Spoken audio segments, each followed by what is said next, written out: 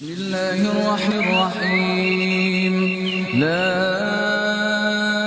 أقسم بهذا البلد وأنت حل بهذا البلد ووالد وما ولد لقد خلقنا الإنسان في كبد أيحسب أن لن يقدر عليه أحد يقول أهلكت مالا لبدا أيحسب أن لم يره أحد ألم نجعل له عينين ولسانا وشفتين وهديناه النجدين فلاقتحم العقبة وما أدراك ما العقبة فك رقبة أو إطعام في يوم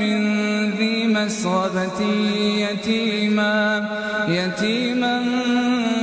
ذا مقربة أو مسكينا ذا متربة ثم كان من الذين آمنوا وتواصوا بالصبر وتواصوا بالمرحمة أولئك